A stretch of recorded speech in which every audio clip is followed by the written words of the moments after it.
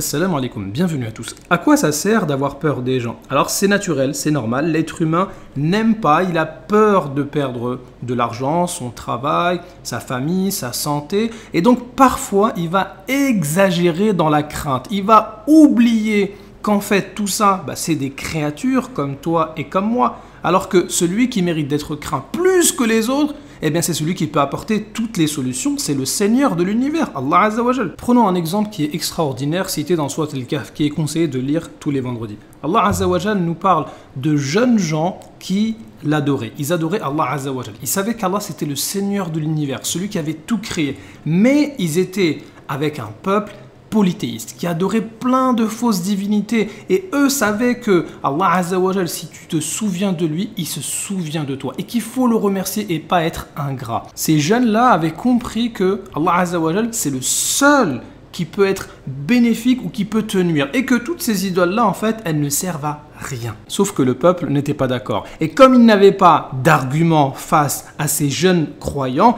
ils ont employé la force. Ils les ont menacés, ils voulaient les lapider, ils voulaient se débarrasser d'eux. Et donc, qu'est-ce qu'ils ont fait ces croyants?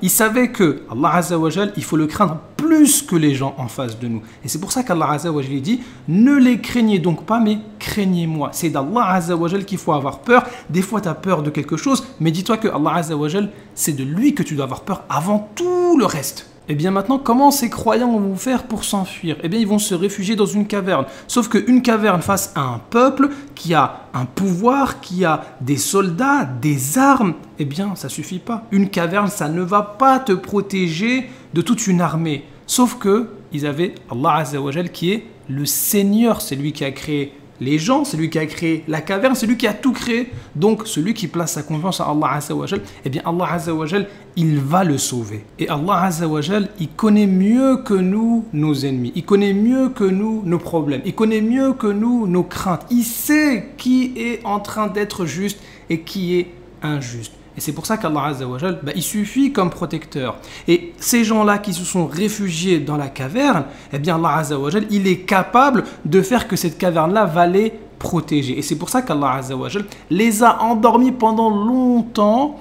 Et Allah Azza wa Jal a fait que personne ne puisse aller à leur rencontre. Tous ces gens qui essayaient de les tuer, les lapider, ils n'ont pas réussi, ne serait-ce qu'à entrer dans la caverne. Pourquoi? Parce qu'Allah Azza wa Jal a donné un aspect à ces jeunes tel que si tu les avais aperçus, certes, tu leur aurais tourné le dos en fuyant et tu aurais été assurément rempli d'effroi devant eux. Donc ce qui est extraordinaire ici, c'est que ces jeunes-là, ils ont placé leur confiance à Allah Azza wa Jal et Allah les a protégés. Mais comment Allah Azza wa Jal les a-t-il protégés? Si on regarde à la base, c'était le peuple, ceux qui avaient le pouvoir, c'était eux qui faisaient peur aux gens. C'était eux qui imposaient, qui terrifiaient les gens et qui faisaient peur aux croyants en leur incitant à délaisser l'adoration d'Allah Azza wa Jal. Mais Allah Azza wa Jal, il fait ce qu'il veut. C'est lui le Seigneur de l'univers. Allah Azza wa Jal a renversé la situation à tel point que si maintenant quelqu'un essaie d'entrer dans la grotte, ce sont les croyants maintenant qui font peur aux autres. Ça veut dire que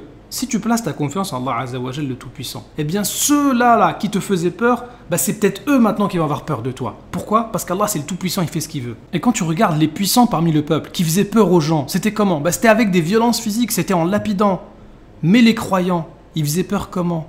Allah Azza wa Jal, il a fait en sorte que les croyants fassent peur aux autres en dormant. En dormant, Allah Azza wa Jal leur a donné un aspect qui fait que si tu les vois, tu pars. Et donc ils étaient en sécurité. Ça veut dire que Allah Azza wa Jal, il peut te défendre sans même que tu fasses aucun effort. Même en dormant, sans faire aucun effort physique, c'est Allah Azza wa Jal qui te défend. Pourquoi? Parce que tu as placé ta confiance en qui? En Allah Azza wa Jal. C'est lui qui s'occupe de tout. C'est lui qui s'occupe du ciel, de la terre, le soleil, la lune, les étoiles, les montagnes.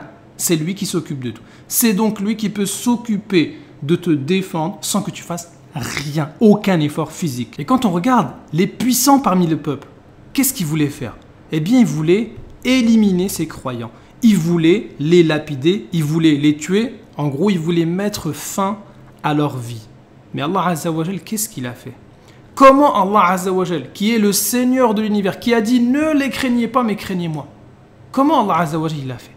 Il a fait que ces gens-là puissent vivre 309 ans de plus. Ça veut dire eux voulaient plus 0. Allah Azza wa Jal, il a dit non, plus 309 ans. Allah Azza wa Jal fait ce qu'il veut. C'est donc lui qu'il faut craindre et pas les autres. Alors maintenant, pourquoi le peuple voulait tuer les croyants? Parce qu'il voulait stopper leur prédication.